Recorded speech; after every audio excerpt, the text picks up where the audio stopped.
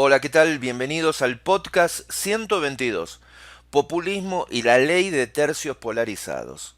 Cuando me refiero en las conferencias a la ley de tercios polarizados, yo me estoy refiriendo a una forma de representar en números, en proporciones, un fenómeno que fue estudiado por, entre otros, por John Nash, este científico matemático que en cierto momento de su vida sufre esquizofrenia, que fue su historia llevada al cine. Es un premio Nobel cuya historia fue llevada al cine, en español Una mente brillante fue el título de la película.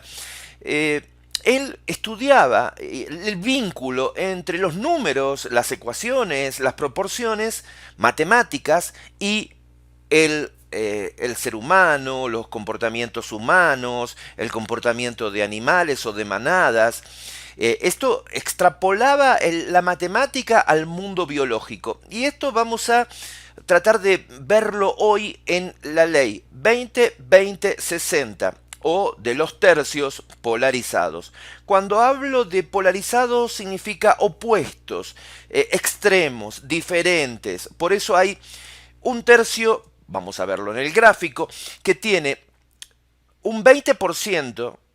Vamos a considerar esto puede pasar dentro del partido político donde estamos trabajando, o puede pasar en la sociedad entera. Puede pasar hoy, por ejemplo, en Cataluña, con los independentistas y toda la sociedad. Hay un 20% activista, completamente apasionado por el independentismo, apoyando a los partidos, haciendo manifestaciones, haciendo activismo en las redes sociales, etcétera.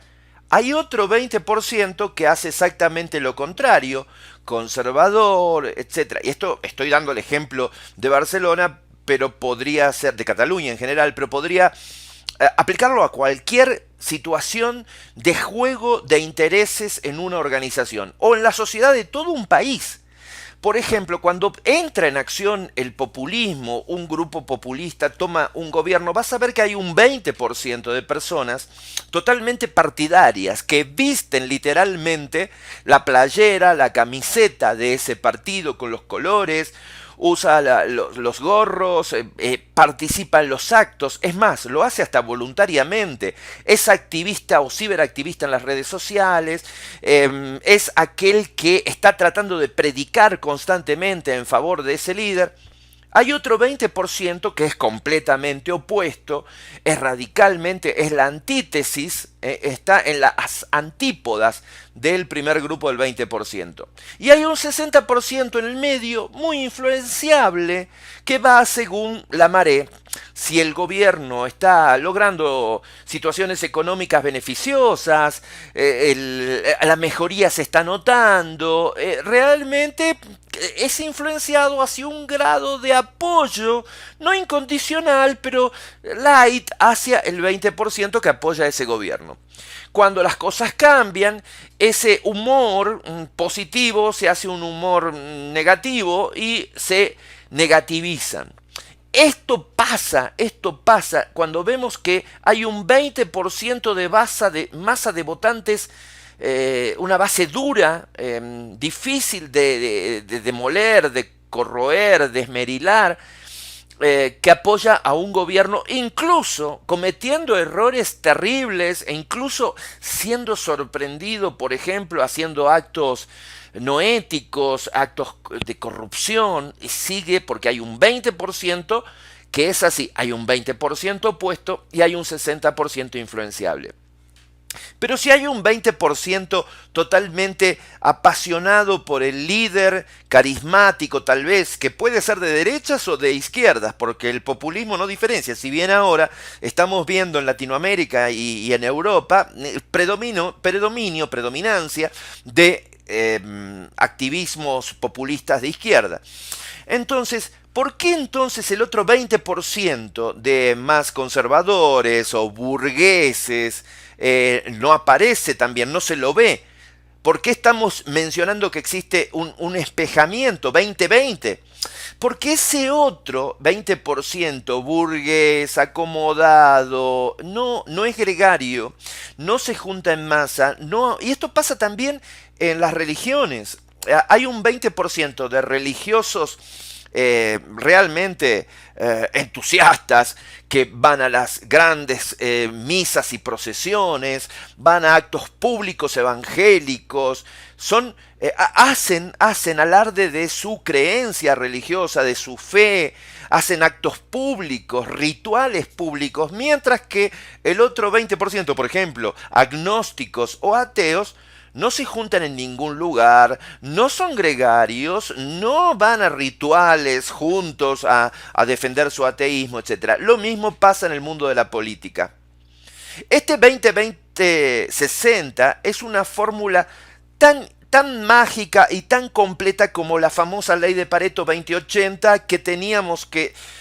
Pareto, economista italiano, que decía que un 20% de la población de Italia tenía el 80% de las riquezas, los campos, el circulante, y el 80% restante, es decir, la masa del pueblo italiano, luchaba, se le iba la vida en tratar de salvar alguna migaja del 20% que quedaba.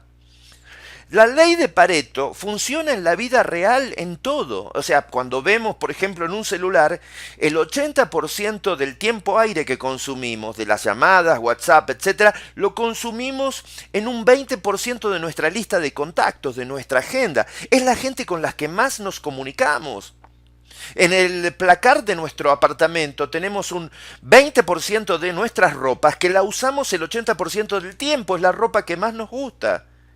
En las organizaciones tenemos un 20% de la gente que nos genera el 80% de los problemas, o también tenemos un 20% que en una empresa, por ejemplo, nos genera el 80% de las ventas o de los resultados o del crecimiento.